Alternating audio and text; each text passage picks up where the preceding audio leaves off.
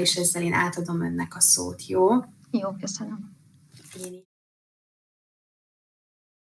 Heartfelt welcome to all, and thank you very much for this patience and also for the attitude. I think that if this attitude would prevail, then this would solve all problems. My name is Masha Görög, and I am the anchor and the master of ceremony of this anchor of Radio Civil and the master of ceremony of this event.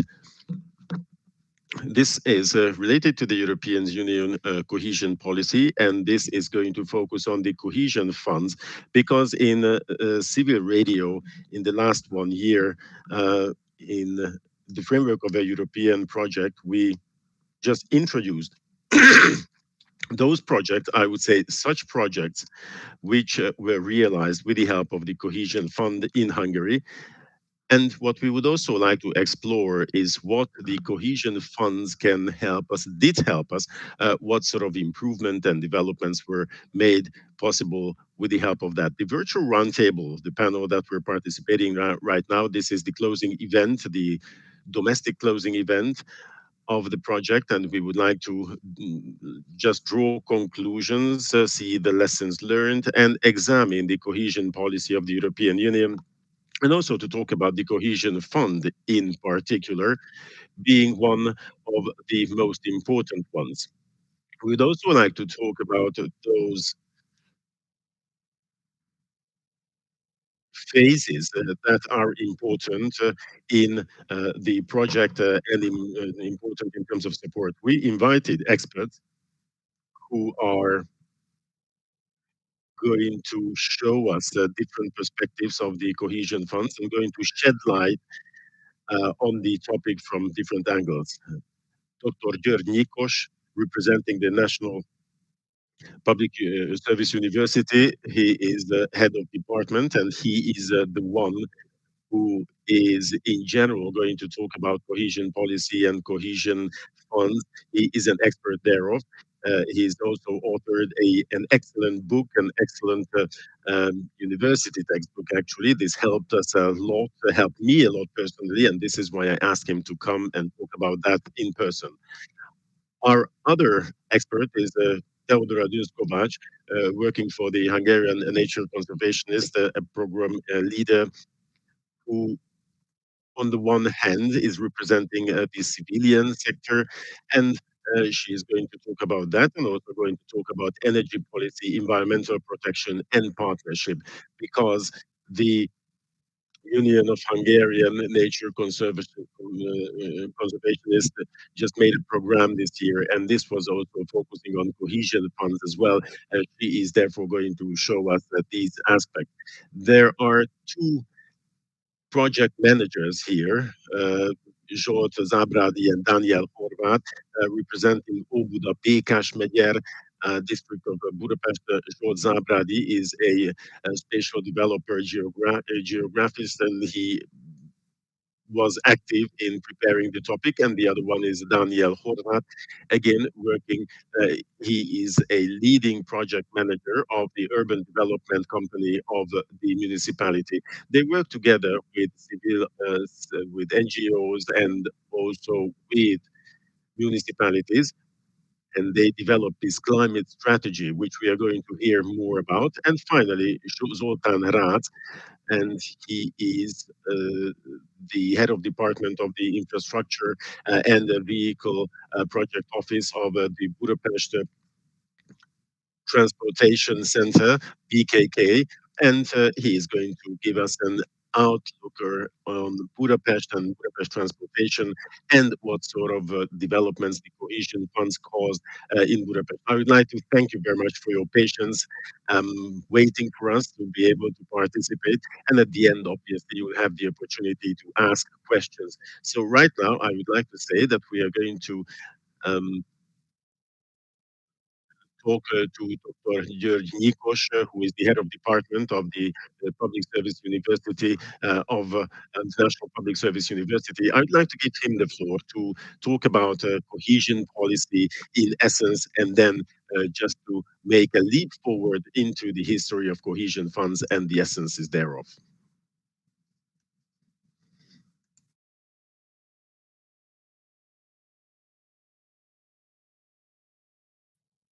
Heartfelt welcome to all. Thank you very much for the invitation and thank you very much for the opportunity to talk about cohesion policy. Obviously, you can talk a lot about that. I would like to highlight certain elements and certain novelties which are important for the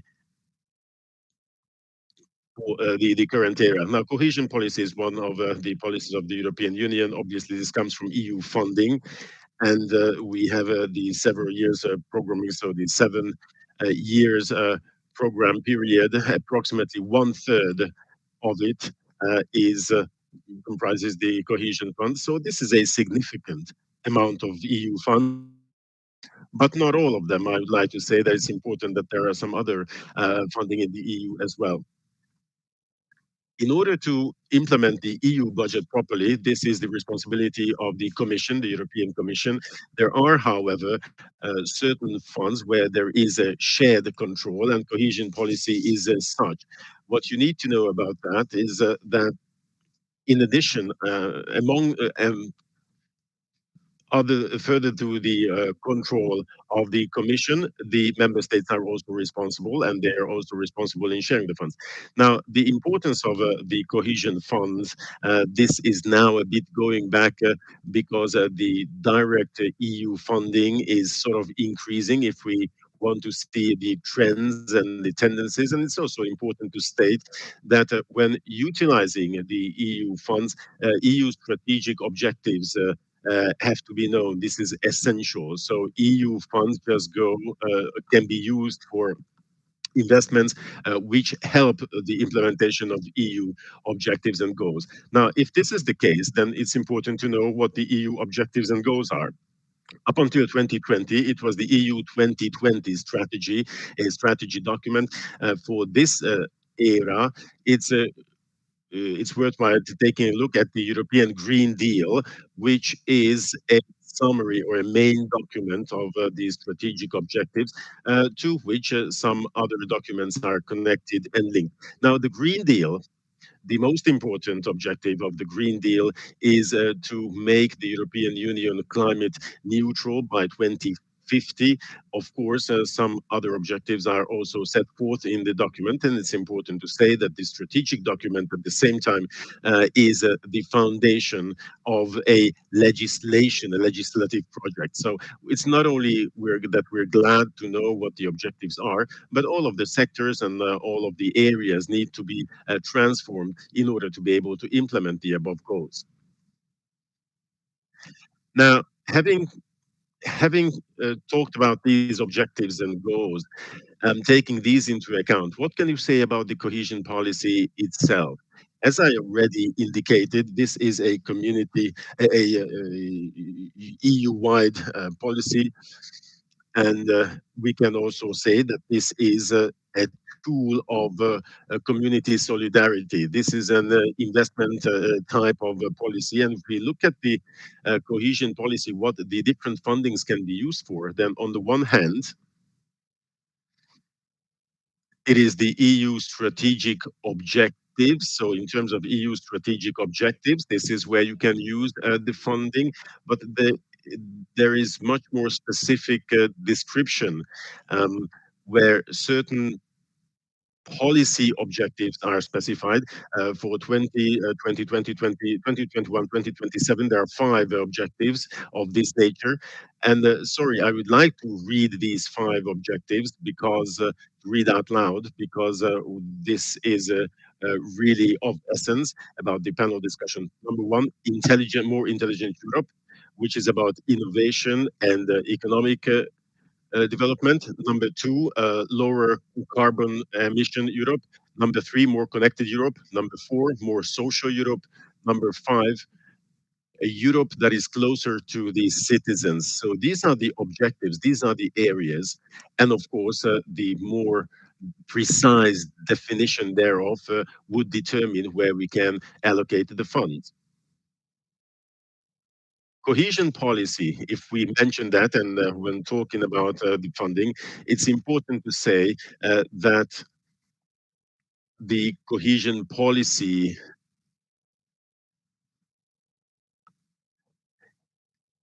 has a lot of different funds here, like the European Regional Development Fund, which is about research development and hardware development. If I could come up with an IT-related example, so machinery, equipment, and infrastructure. The number two is the ESA, the European Social Fund, ESF, sorry, social integration. This is the software, if you want to go about with that analogy. And then there is the Cohesion Fund, which is about transportation, nature protection, environmental protection, carbon reduction. These are the areas that the funding can go to. Now, the entitlements are different. So, well, in case of eligibility criteria are different because on the one hand, in the first two cases, it is the economic development status of the region that determines, but in terms of the cohesion fund, it is the development level of the member state that is the make or break principle that would determine whether the given member state can get funding from that fund. In terms of EU spendings, in addition to cohesion policy for the 21-27 period, we should mention the next generation Europe development, next generation EU development package or investment package, which just complements and supplements the above mentioned fundings. This is a new element because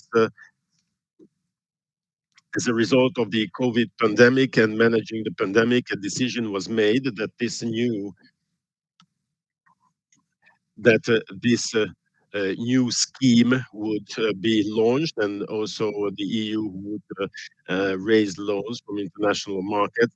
Now, this mechanism also comprises different pillars, the largest of which is the Reconstruction and Resilience Fund, the NRF. This is the NRF fund, so the Reconstruction Fund. What we can use these fundings, again, if you look at the pillars, again, green and digital is very emphasized in addition to other areas. It's important to note that when using the available funds, in addition to the fact that these are dedicated funds dedicated to the strategic objectives, there is also a new regulation in the EU saying that sustainable investments are to be made in the EU. This is an EU taxonomy regulation, and this regulation is about how you can classify the economic activities in relation of environmental protection and environmental protection goals being implemented. Now, this is a regulation, and the regulation, the subordinated legislation related to this implementation rules of this regulation are in the pipeline, and this is going to sort of shift the picture within the EU, but this also has an important aspect in terms of using them. There are 6 environmental protection objectives related to that, and there's also a principle saying that the investment, the development, and the activities to be carried out should be such that at least in terms of one of the 5 objectives, it should be positive, and it should be at least neutral for the other objectives. In this respect, we can say that there are several different kinds of fundings available, but in case of EU fundings, you need to make sure that the projects funded should be in line with the European Green Deal objectives and also with the regulations within the taxonomy regulations, so that the technologies used and the objectives again should ensure that these are green and sustainable developments. Very briefly, that concludes what I wanted to say in the beginning, and of course I'm going to be at your disposal later in the course of the discussion.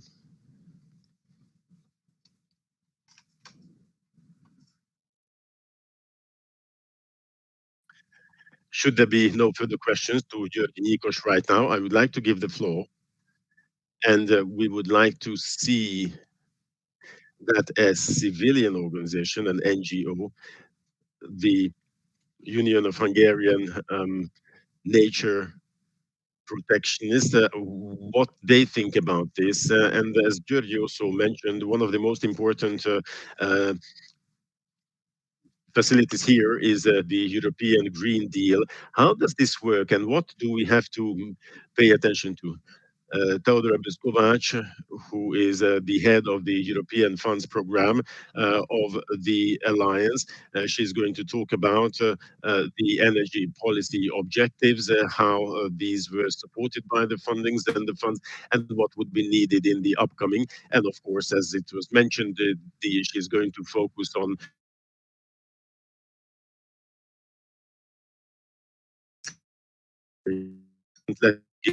well, thank you very much. Masha just introduced me. Mario Görög introduced me. My name is Taruban, and I am working for the Alliance of Hungarian Nature Protectionists, and we've been following and monitoring EU development policies and the structure and cohesion funds, structure and cohesion policies of the EU, and the environmental aspects thereof, primarily in terms of climate and energy.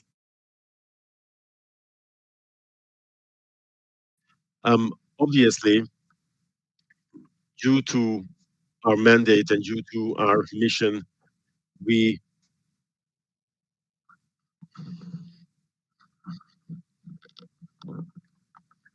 we are also very much focusing on biodiversity and the impacts of these projects on biodiversity, which I would not like to cover right now because this is the cup of tea of my associates, my other colleagues. What I would like to focus upon right now, rather, is climate and energy related aspects.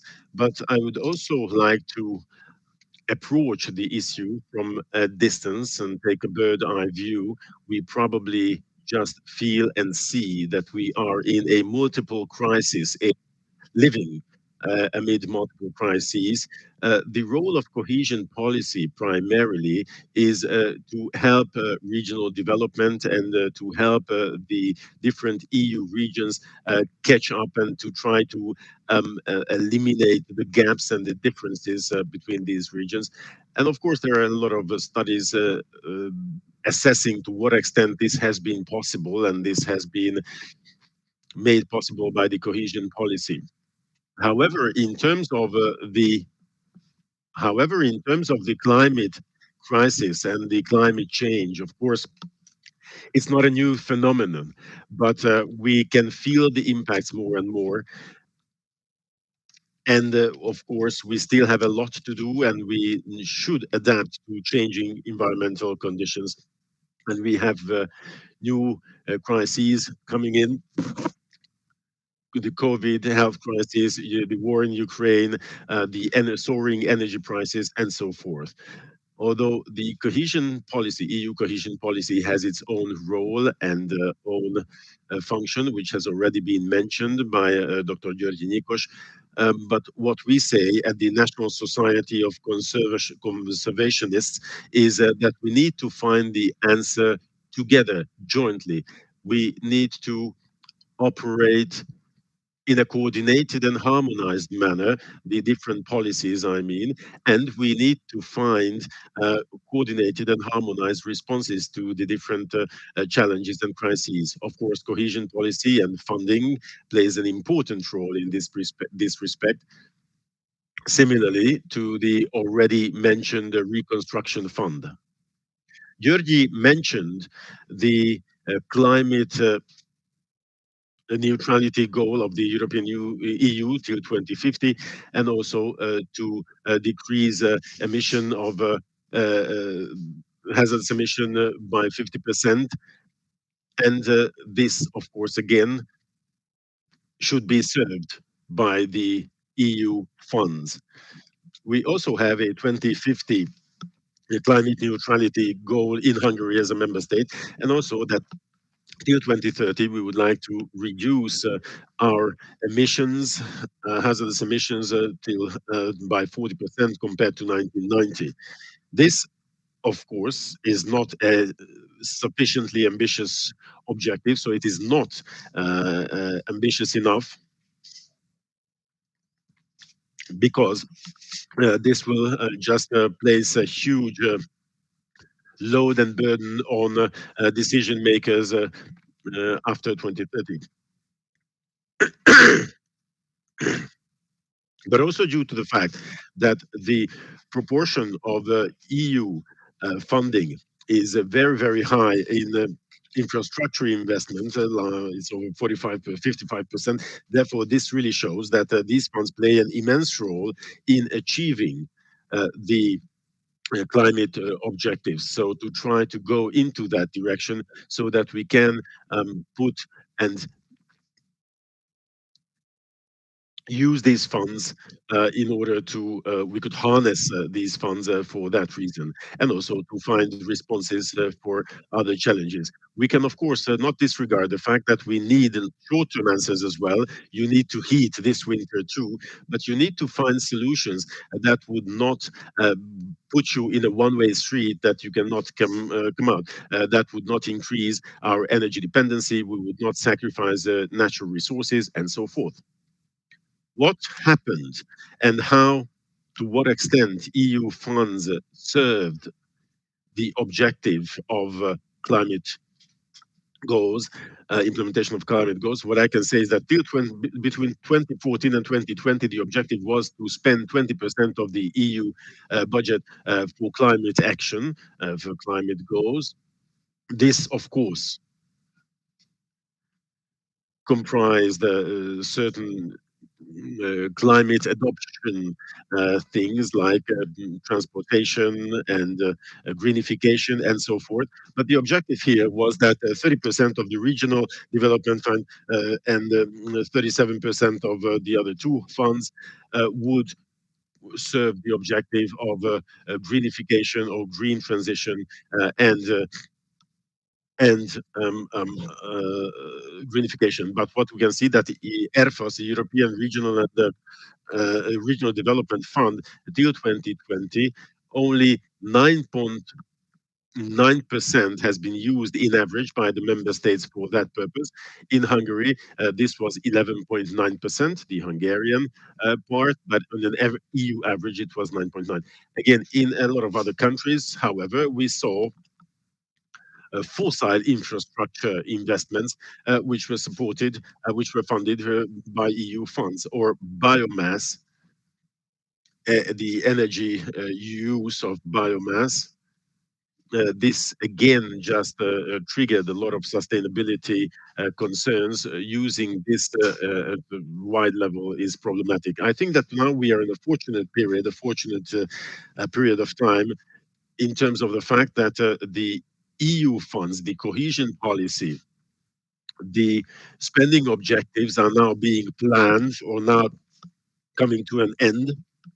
They are just, these are going to be adopted and approved quite soon, the partnership and the cooperation programs.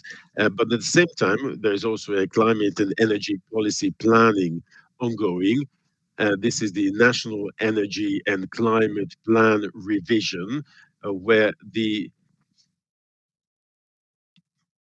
the commitments of the member states in terms of climate and energy will have to be made, and the measures will have to be developed as well.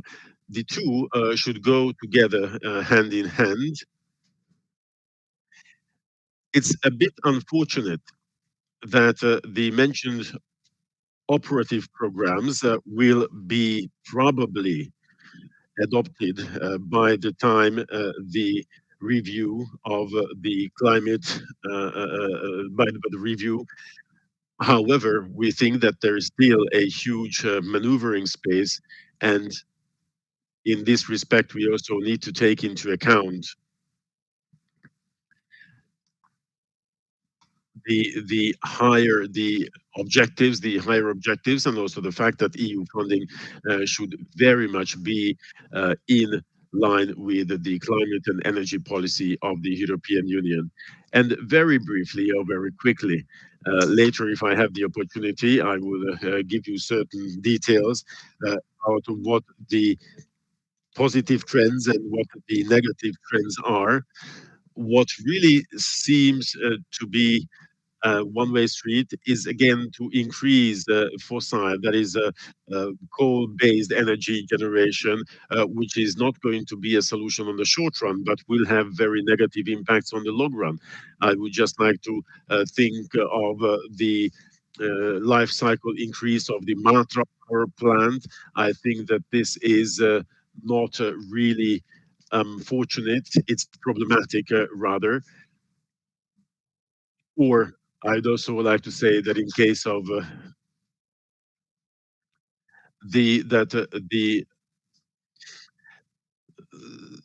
the abstention from the principle don't harm, don't cause harm, which is now suspended during the course of the EU negotiations. I think that this is not really fortunate. What we badly need, however, and what was also mentioned, is that multiple crises need to be handled together.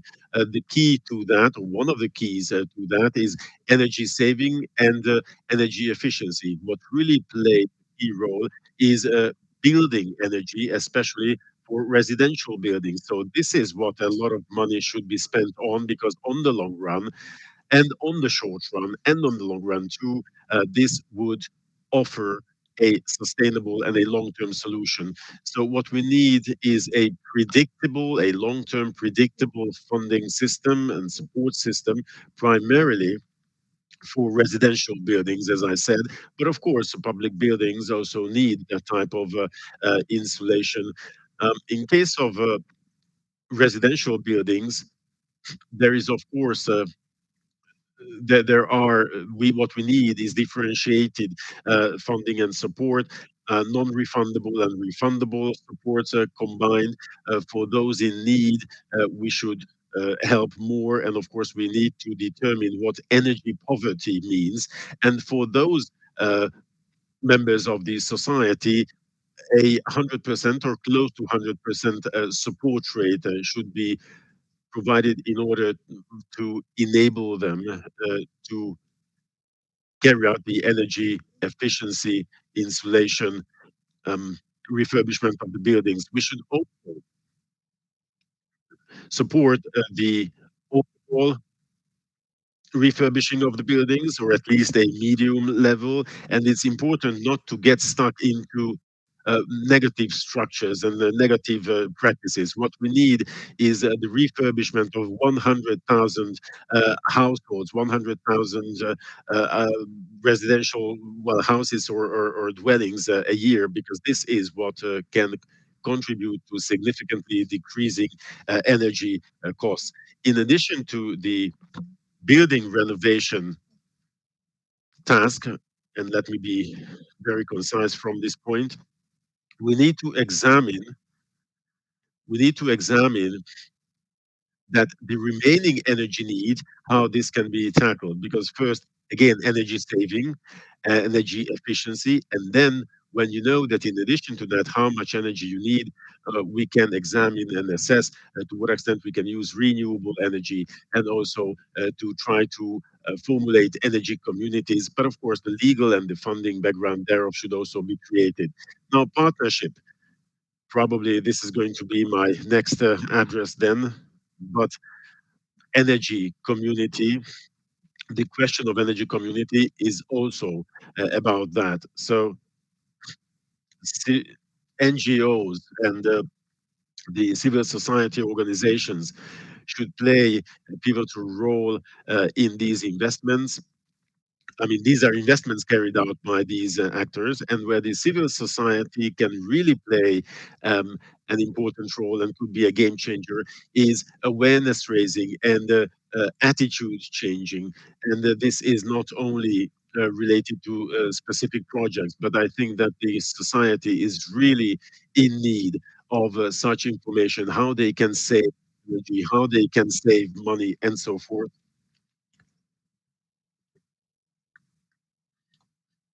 So NGOs, civil organizations could really play an immense role in shaping the attitude, changing the mindset, which is very important. Local strategies should be disseminated to different actors of the society. These all the plans and the design of the activities and actions should be carried out in a joint manner so that people could really align themselves with these measures and could be partners in implementation. Thank you very much. Thank you very much, Teodora Dönskovács, for everything she has said.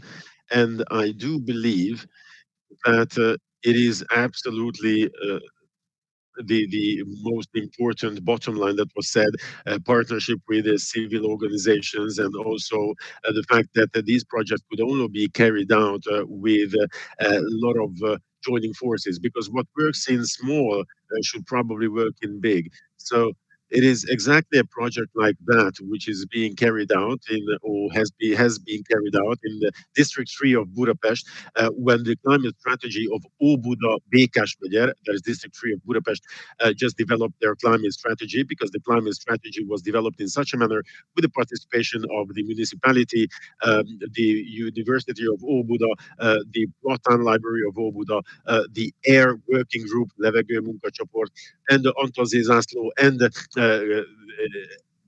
a lot of different actors and parties participated, took part in developing the climate strategy, which already yielded fruit. So let's go over to the BKK.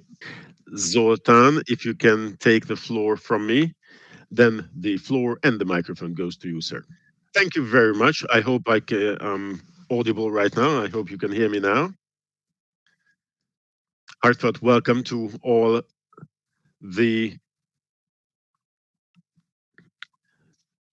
audience, and I'd like to talk about, say a couple of words about the cohesion policy of BKK, and how cohesion policy and funds affected the activity of the Budapest Transportation Center and also the municipality of Budapest. BKK and the municipality of Budapest, partly using the regional funds and partly using the cohesion funds, got significant EU support and subsidy for urban development of Budapest. This primarily focused on the greenification of transportation. What sort of projects are we thinking of? These were primarily tracked transportation, so tram development and refurbishment, and some minor investments related to either trolley buses, like procurement of trolley buses, which are also zero emission vehicles, and partly certain service provision improvements, like, for example, ticket distribution machines, which do focus on positively improving the modal split, because the primary objective of each and every investment of this nature is to increase the number of those using community transportation. Obviously, the European Union exclusively funds projects that have a return in socially yielding projects, which are also sustainable. So it's not an appropriate way of spending EU money if we just build a tram line which is not going to be used, where there are no passengers, and it would cost more to operate than the social benefit. So each and every case, there's an important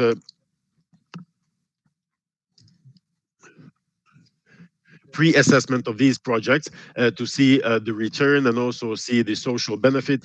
And in the last 12 years, we only realized projects which significantly helped most of the citizens of Budapest. And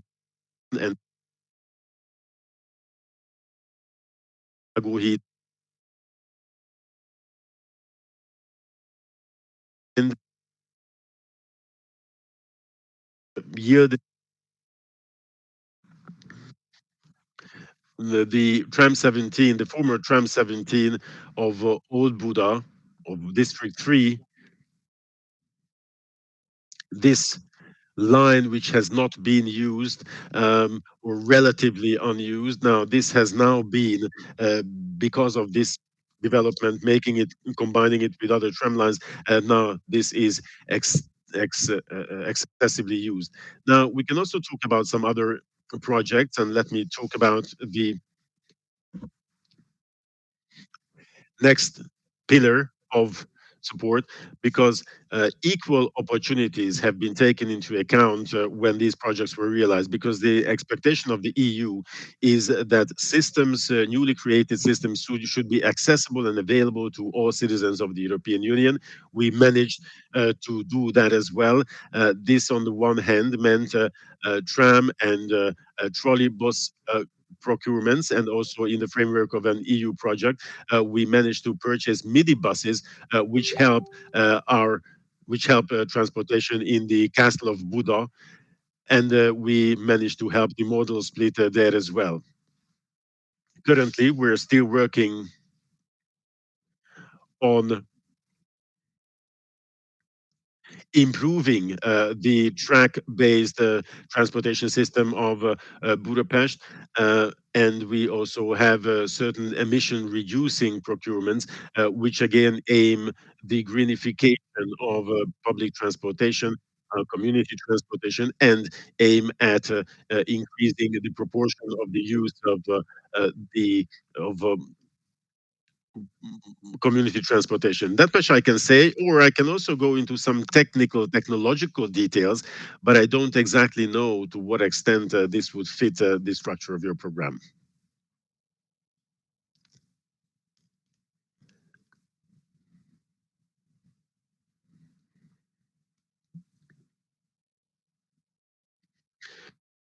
Well, I don't know to what extent those issues would be technical or technological.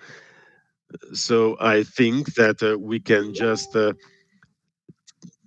touch upon those in the next circle. And now that Mr. Daniel Horvat and also Zsolt Zábrádi are here, let's talk about the Békás-Megyeri municipality, so municipality of District 3 of Budapest, how they put together the team which developed the climate strategy of the district, and what that comprises, because this has been a very, very complex climate strategy. And I can just feed back to the words of Teodora Dönc-Kovács, who said that all these things should be done in a joint manner, because obviously the districts of Budapest are not independent from one another in this respect. Therefore, we're keen to know what sort of partnership you managed to formulate.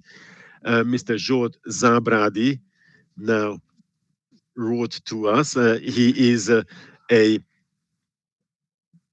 settlement developer, geographist, and also we have here our other guest who is working for the municipality as well. Please join the discussion. Now, while Mr. Zsolt Zábrádi takes the floor and we managed to connect him, I'd like to ask a question to Dr. Györgyi Nyikos, because what we talked about, when what you also mentioned, was that the European Union, the funds of the European Union, just support the EU is funding objectives that are in line with the overall objectives of the EU. And as Teodoros said, the way to realize these objectives and implement these objectives, we need to join forces. When these application terms of references are put together, then at the end, the projects that are selected to be supported, are these in some, is there some sort of harmony or correlation among these projects, or do you also take into account that the individual projects, how they relate to the objectives, or the projects all together, how they relate to the objectives? So is it an individual assessment, or an assessment taking into account the different projects together?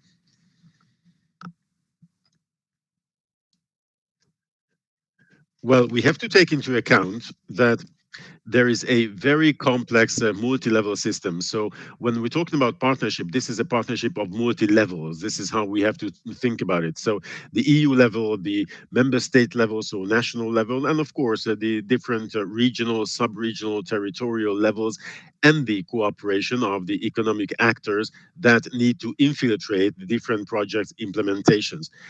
How to fathom such a selection of projects? On the one hand, the funds and the funding is adopted and approved in addition to the rules and regulations, how you can use the funding for what objectives and on what are the eligibility criteria.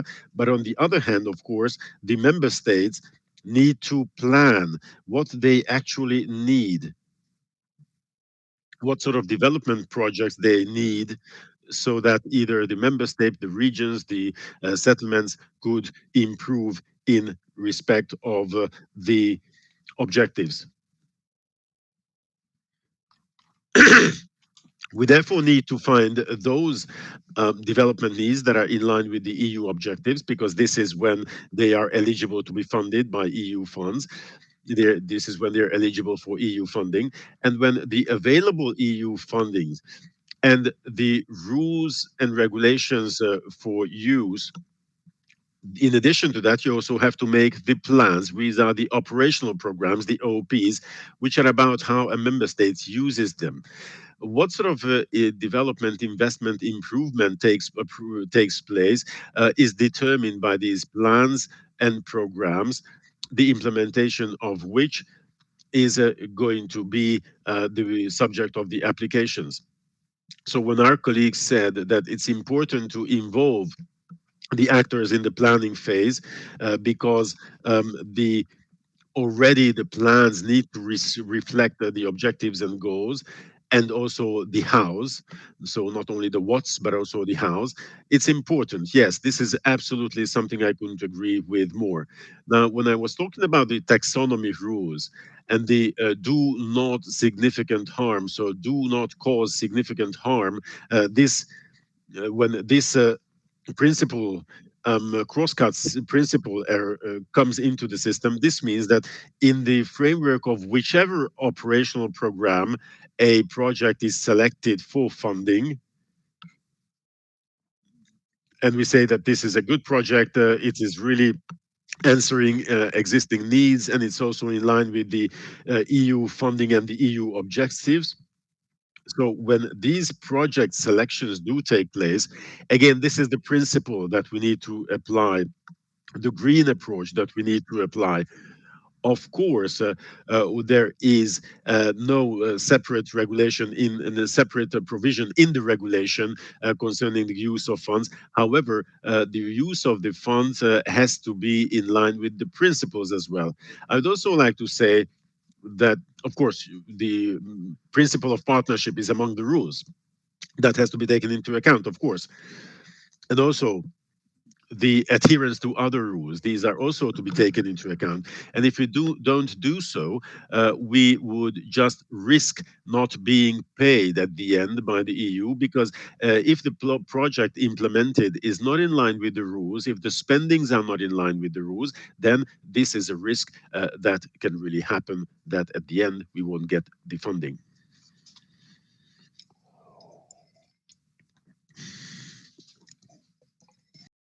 Jolt again is his icon is red.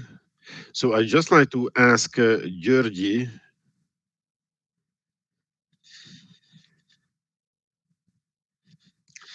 is it important for these projects to be interrelated and connected? So, for example, if there was a puzzle that we put out, and this puzzle, the pieces of this puzzle are to be inserted and put together in order to have, to achieve a bigger objective. So, is it possible to follow up these projects? I mean, to see how these projects actually interact.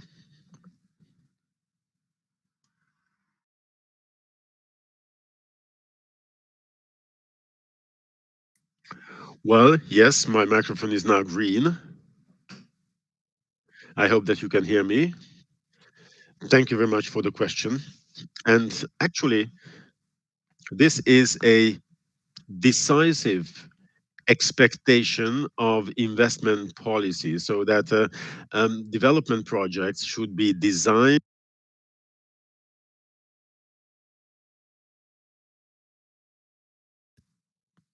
result in synergy. Now, to have these different levels, sectoral, territorial levels work together and support one another, this requires a sufficiently high level planning because and design, because this is that can ensure the mutually strengthening and mutually beneficial nature of the projects implemented. I know that I was not audible. I know I was not audible. And unfortunately, I didn't really hear or see that Daniel was in.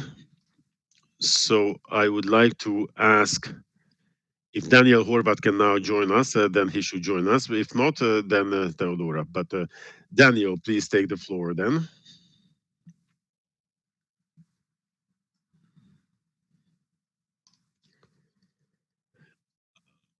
Unfortunately, Daniel is still blue, so hopefully Barbara will try to change that. I'd like to ask Theodora to come back to us a little bit, because I think that the issue of partnership is one of the most interesting things. How these partnerships are created, how the different actors do find one another. And in the projects that the Hungarian environment, that the National Society of Conservationists do work. So what they consider to be important in these projects of social discourse.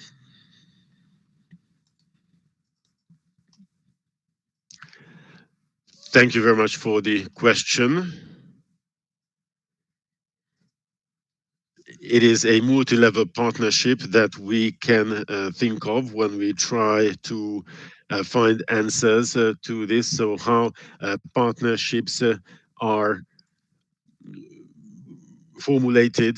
What I would say is that the most ideal thing is that this should be built on a long-term relationship, so that an investor would not start thinking when the project is already in the planning phase, saying that, okay, if I have a partner, I can have some additional scores and I could be better off. No, that's not really a good thing. So whenever a project is realized, that would not work fine. So the ideal and the working one is obviously when the project idea is conceived, then this would have to be taken into account, and they should start thinking together. Now, the other thing in terms of what should be, what sort of project ideas they should have, and how they would like to have support there too. Obviously, the funding is a very important thing, and this is what happened. This is what matters. It's a very important topic. So we should not just try to come up with a project just because it's lucrative. No, whether it's an improvement or an expenditure plan, it should not be. It should be the other way around, and not this way. Now, the other level of partnership which we should talk about is obviously planning. Planning the spending plans. So the operational programs, like, you know, the reconstruction funds and so forth, and also developing the applications, the invitations to tender. These are important. And there's another thing we can mention, and this is the monitoring of programs than the follow-up, so that in these operational programs, how the plans have been implemented, to what extent they achieve their objectives. There are different bodies which are operated by the government, and these monitoring committees, which on which boards there are also civil society organizations. This is guaranteed by the force of law. And the general principle is that Roma communities and equal right opportunities, especially women's organizations, should be prioritized. Those living with disabilities, organizations representing those, and those civilians who are working for the environment, these could be represented by someone in the monitoring committee, but this is not an exclusive list. So we can also see that there are some other civil organizations that do work with these organizations. And these are also involved in the work of the committee. As I mentioned, the most important task for them is to follow up the program realization. And during the planning, there are two types of partnership I'd like to mention. One is the wide social conciliation, which are normally done online nowadays. So these are part of the operational programs and the planning of the operational programs as well. And different opinions could be submitted in this respect.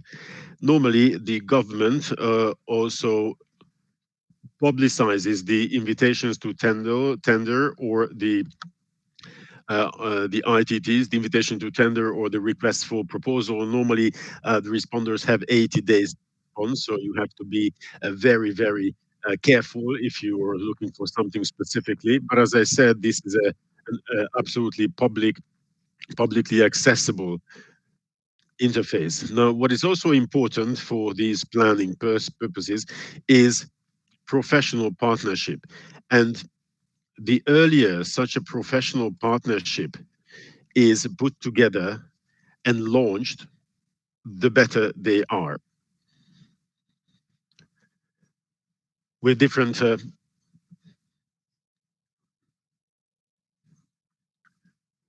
professional organizations who do have suggestions, who do have comments, or advice concerning the program.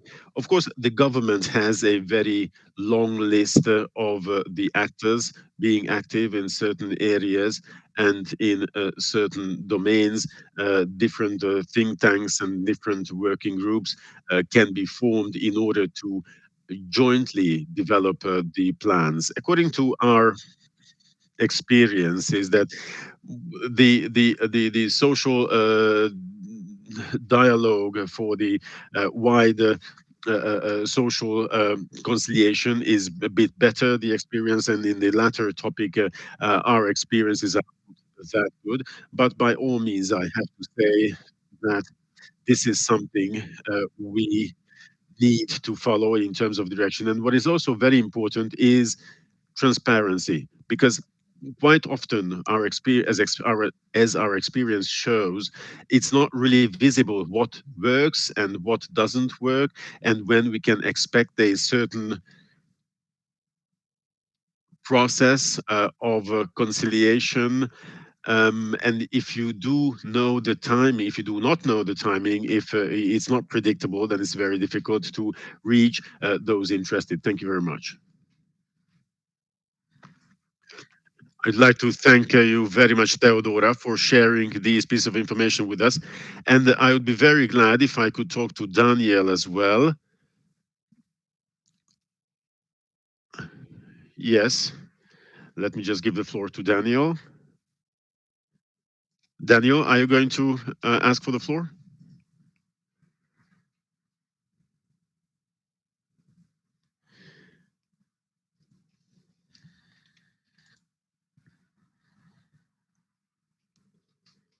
well, for some reason, this doesn't want to work. I think it's very important to talk briefly about this project of district number 3, because what I see is that there is really a joining of forces here, which is very important, and which really shows that what works in small can work in big as well.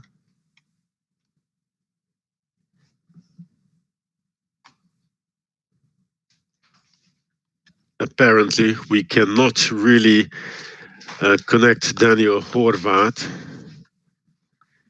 I'd like to say that in District 3 of Budapest, there was a cooperation with a local civil organization on the one hand, and also with Levegő Munkacsoport, AIR Working Group, which is a NGO, a national NGO, and Theodore and also Györgyi mentioned how important it is to shift attitude and to change the mindset, and to what extent these could support the climate projects.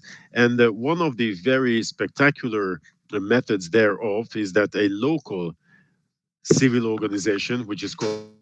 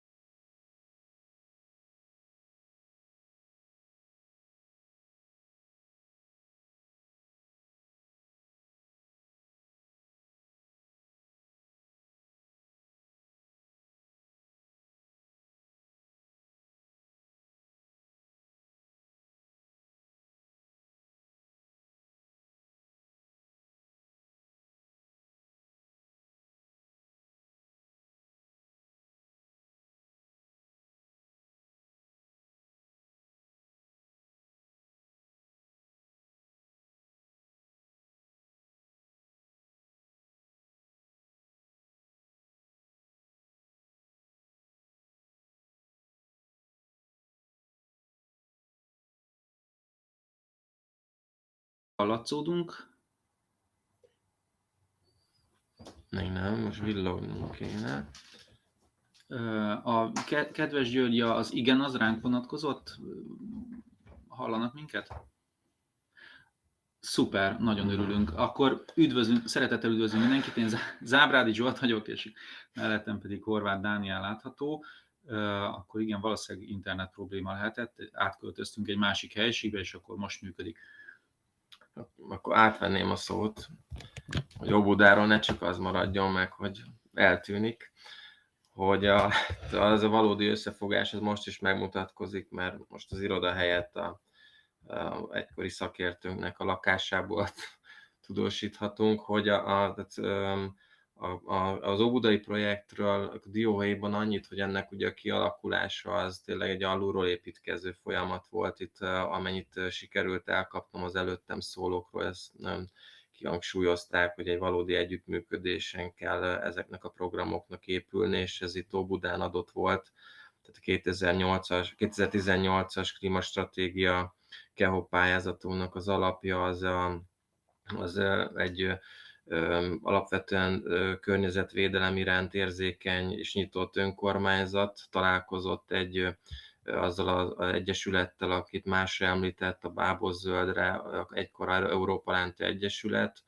Így konzorciumban alkottuk a pályázatot, vagy az együttműködést, és ekköré pedig a helyi intézményeket és egyéb partnereket gyűjtöttünk már megrévő programjaikra építve, Óbudai Egyetem, Óbudai Kulturális Központ, vagy például az Ezüsthegy Platán Könyvtár, és ez volt egy fontos dolog, hogy már működő programokra építkezhettünk, és hogy a klímastratégia pályázat pedig ahhoz tudott egy nagyon fontos hozzáadott értéket teremteni az Óbudai Békás megyei önkormányzat számára, hogy egy hosszú távú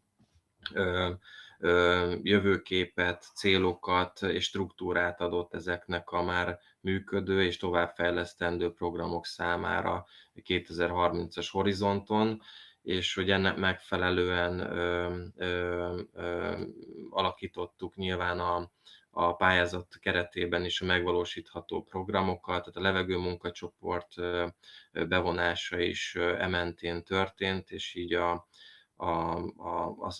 lakossági elérést, a fiataloknak az elérését, vagy akár éppen az idősebb korosztályok elérését ezeken a partnerszervezeteken keresztül, intézményeken keresztül sokkal hatásosabban tudta az önkormányzat elérni. Ugye ezt még fontos hangsúlyozni, hogy a kerületben nagyon széles körben elterjedt a közösségi bevonás, közösségi tervezés, most már közösségi költségvetés is van, ami most épp nemrég kapott településfejlesztési díjat is, tehát nagyon sokféle területen legyen az infrastruktúra fejlesztés itt a kerületben, akár egy park megépítése, vagy akár egy klímastratégia, vagy egy klíma akcióterv, egy SZEKAP-nak a kialakítása, vagy akár egy településfejlesztési stratégia, támaszkodik a kerület az itt működő vállalkozások, civil szervezetek és a lakosságnak az igényeire, véleményére, és ez így történt a klímastratégia során. Ennek egyik nagyon jó példája volt a klímakörök, és hát Zsoltnak át is adnám a szót, aki Antazé Lászlóval együtt ezt a klímakör gondolatot behozta a klímastratégia kialakítása során, és ezt tovább építhettük a tervezés alkalmával. Jó, Köszönöm. Ott kezdeném, hogy már a szakértőket is úgy választotta ki az önkormányzat, tehát Antazé Lászlót is engem, hogy mi is helyi lakosok vagyunk, tehát nem külső szakértőként jöttünk megváltani a világot, hanem mi is helyben lakunk. És ahogy Dániel említette, a lakossági bevonás is elég széleskörűen és több módon történt meg. Már a projektnek a kezdetén egy rövid kérdőíves felmérésben a klímaváltozással kapcsolatos attitűdöket, hozzáállást, szemléletmódot igyekeztünk felmérni. Majd ezután indultak el az úgynevezett klímakörök, ami azt jelentette, hogy több hónapon keresztül, 2 heti rendszerességgel a 2 szakértő, az óbudai városfejlesztőnek a szakemberei, illetve a lakosságból önkéntes jelentkezők beszélgettek a leendő klímastratégiáról, és közösen alkottuk meg tulajdonképpen a teljes klímastratégiának a célrendszerét, a beavatkozásokat, vagy a projekteket, amik a klímastratégián alapulhatnak. Tehát abszolút úgy állítottuk össze a főbb pontjait a klímastratégiának, hogy a lakosság aktívan részt vett ebben a folyamatban. És amikor készen voltunk az első változattal, akkor egy újabb lakossági bevonás következett, amikor ezt a célrendszert, illetve a tervezett beavatkozásokat bemutattuk a teljes kerületi lakosságnak, akik ezekre visszajelzéseket írtak. Itt sok száz visszajelzésről beszélünk, ami alapján tovább finomítottuk a stratégiát, és így alakult ki a végleges dokumentum. És szerintem egy pár szót beszéltünk arról, hogy mi valósul. Igen, tehát hogy azt szeretném még kihangsúlyozni, hogy most kevésbé a magát a dokumentum, meg a stratégia, tehát az is nagyon fontos, de hogy az még fontosabb, hogy, és ez talán a fokmérője valójában, hogy egy jó dokumentum, vagy egy jó terv születik, hogy abból mennyi tud megvalósulni. És ugye most már az elmúlt 2 évben ez a dokumentum az önkormányzati döntések mögött van, és aktívan használjuk mind a fejlesztési projekteknek az előkészítése, mind akár a széleskörű szemléletformáló, az önkormányzatnak szemléletformáló programjain.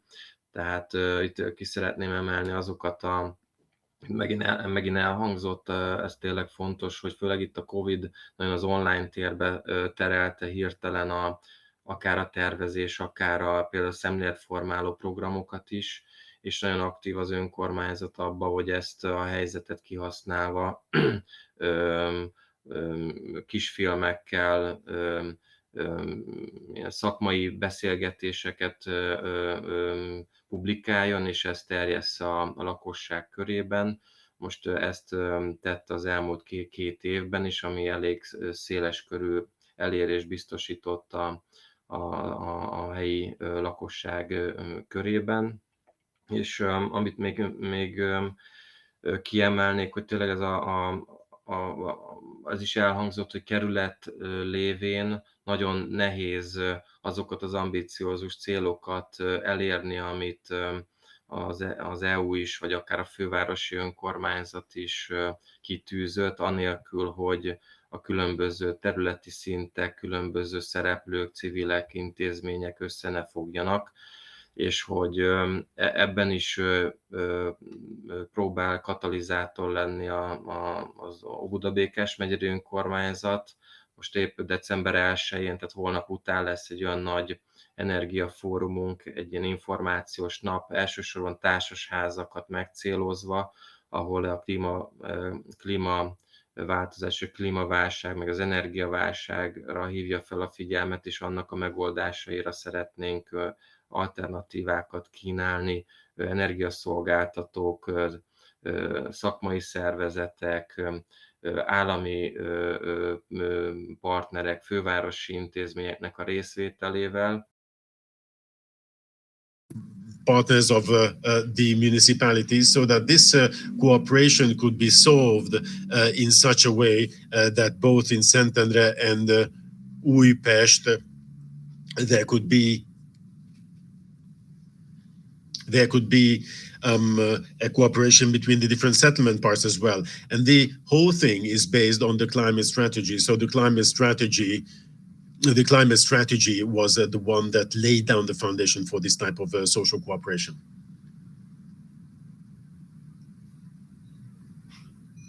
So we would like to give the floor back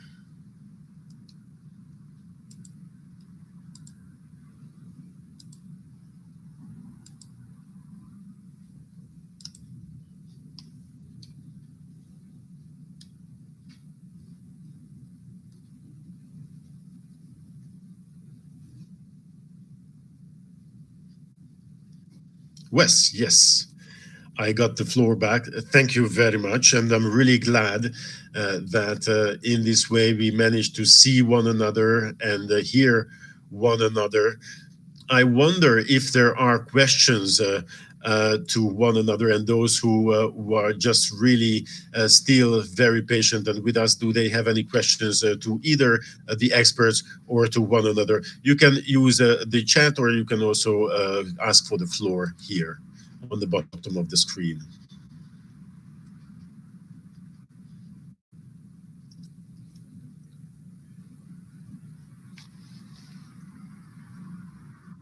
I don't see any hands in the air. I don't see any blinking lights. Or is there anyone who really wanted to take the floor? I'm just watching the chat window as well. I think that what we talked about today is a very important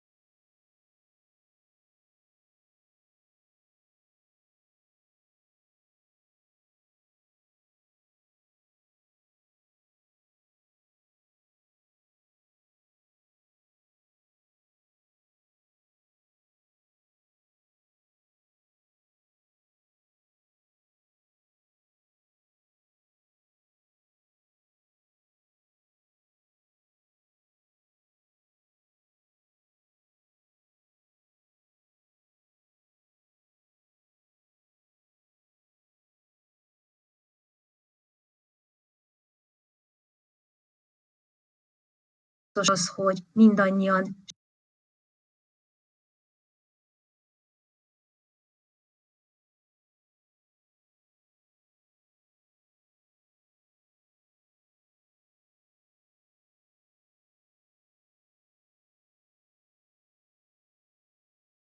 támogatások a zöld energia, környezetvédelem javára szemben a gazdasági növekedés érdekeivel. Úgy látom, hogy már van is jelentkezőnk.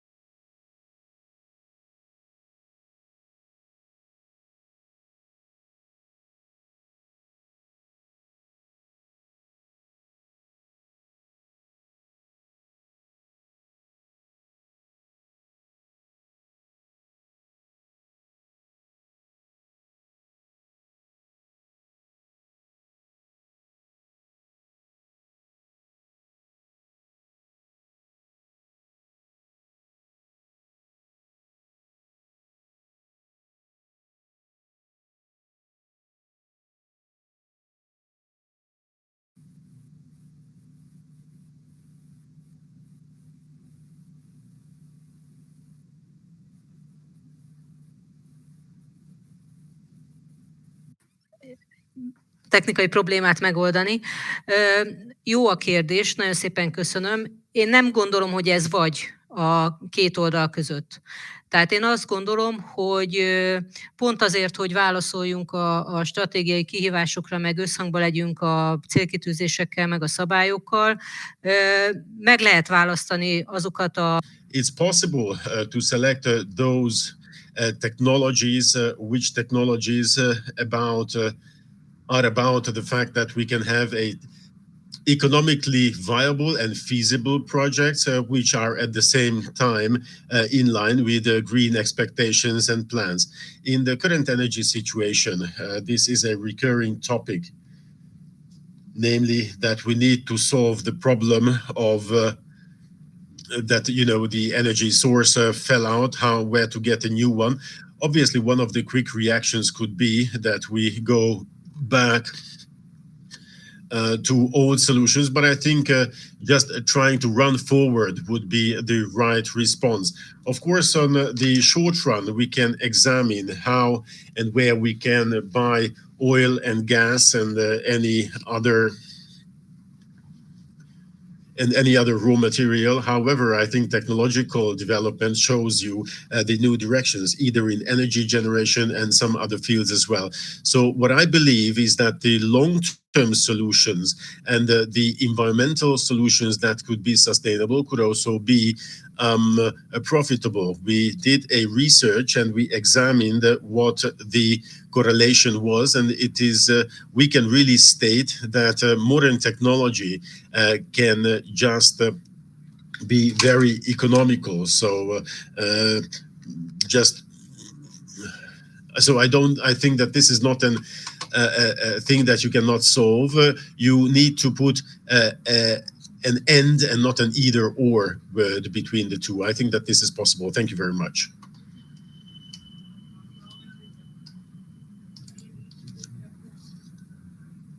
Well, and yes, Theodora, if you could take the floor from me.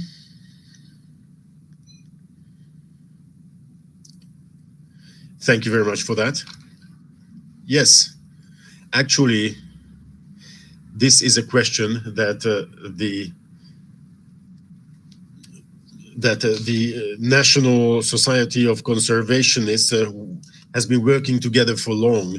So we try to go into more greener directions in terms of EU support and subsidies, so that we can show that these are also economically feasible and viable. And we also see a trend, especially in the last 1 year since the war in Ukraine broke out, and we need to find an alternative very quickly for the dependence on Russian crude oil and natural gas. And of course, quite often EU decision makers are prone, some more, some less, to a lesser extent. So they tend to rather look at very good trends or old practices that work. So they want to sort of purchase LNG, for example, which is a new thing, but again, it is a fossil type of fuel. So we are very quite often we want to go back to the original solutions, the old solutions, saying that okay, no problem, we would just emit some more carbon dioxide into the air. We also see similar trends in Hungary, and there was a government decree which said that they need to examine the life cycle extension of the Matra power plant with lignite fuel, that is with coal, brown coal. And actually we think that these are one-way streets. And the reason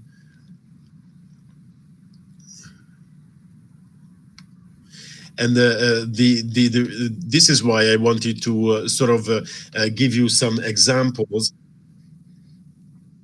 in order to find some feasible solutions, because there's a lot of emission that we want to reduce. Hopefully we can see.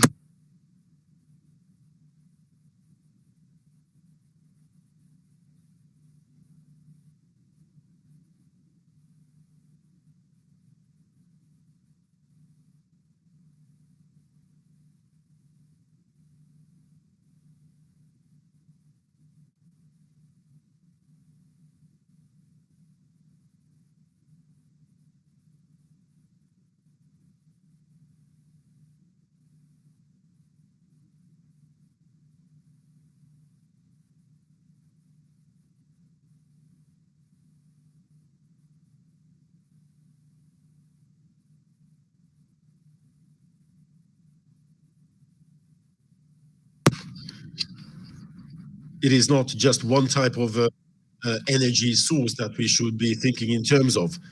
So we can think in terms of solar panels. Everyone is talking of solar panels right now, but the difficulty in cohesion policy is that it always thinks in big, basically. And of course, it's easier to think in big, but we also need to learn how to think small. And the whole mechanism has to be fine-tuned or retuned so that we can also manage smaller initiatives like local level or the sub-regional level to see those resources that are available there as well. And here we could just help diversity. And there is also subsidiarity, which I think we should really find and really find the level where the people are most competent in the given circle. So you don't need to centralize each and every decision. You must just let local organizations to decide in whatever they are competent, and they are going to find the scheme that is most viable to them economically as well, based on partnership. And we also need to find the mode and method to use EU fundings to support this as well. And again, there's another thing in this respect, and this is again related to fossil fuel and no one should be left behind principle. So based on that principle and the fact that the cohesion, based on cohesion policies, we should just help the catch up of disadvantaged region. There are certain regions like Borsod-Abaúj Zemplén County and Baranya County. So if we go back to coal heating and let's say coal mining in history, then what we would do is we'd go backwards, and we would also risk that these regions would just be deprived from millions of euros of funds and funding and support and grants. So it is just 270 million euros that they could receive, I mean, these regions, in this so-called Fair Transition Fund, and 4 million euro in the Environmental and Energy Efficiency Operational Program.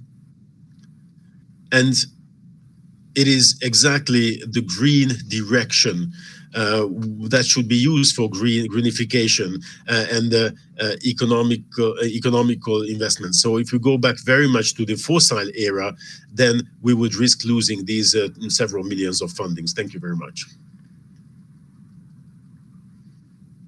And then Györgyi Nyikos, again, something. Let me just read a comment. They could not only be more bold and brave, but also they should think in terms of projects that could be funded. And I think that this really is something that we all agree with. I wonder if there are further questions. I don't see any hands right now or any questions right now. So I do believe that this discussion really brought out a lot of interesting things. It was surely and clearly clear that our partners, speaking partners, have been very patient and tolerant, and they bared with us with this half an hour of delay because of the technological problems. They managed to overcome the problems, the technological problems. Dr. Györgyi Nyikos, head of department of the University of Public Service, Kovács Dősz Theodora, working for the National Society of Conservationists, György Zábrádi, Settlement Development Geographic, and Dr.